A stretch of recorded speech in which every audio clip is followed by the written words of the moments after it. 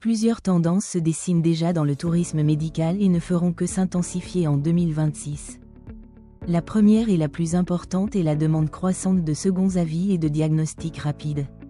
Ce phénomène est particulièrement marqué en oncologie, en neurochirurgie, en cardiologie et pour les maladies rares.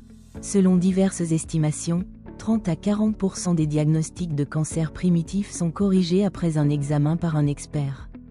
Par conséquent, les patients souhaitent de plus en plus obtenir un avis indépendant avant de commencer un traitement dans leur pays d'origine.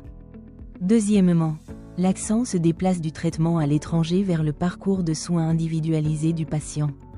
Les patients sont davantage soucieux d'un parcours structuré, diagnostic, consultation d'experts, traitement, suivi et, si nécessaire, télésurveillance.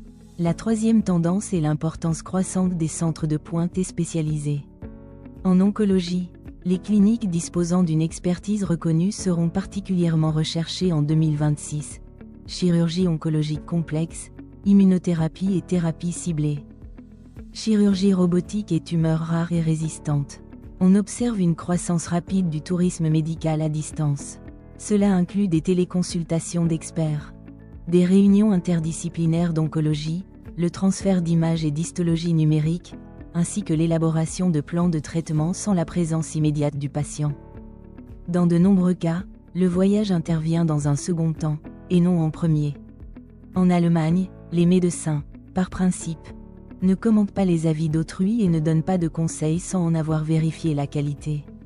C'est un signe de conservatisme professionnel et juridique. Les médecins sont personnellement responsables de leurs recommandations. Chez Deutsche Medic, nous n'acceptons donc pour les téléconsultations que des cas soigneusement sélectionnés, accompagnés d'une documentation médicale complète. Dans ce cas, l'avis de l'expert à distance s'avère souvent déterminant.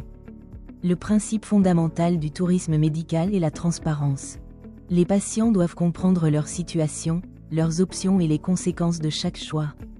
Le tourisme médical ne signifie pas se précipiter à l'étranger dès l'annonce d'un diagnostic grave.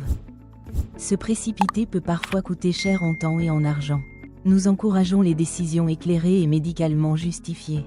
Parfois, refuser un traitement peut être la meilleure solution si le voyage proposé n'apporte aucun bénéfice réel au patient.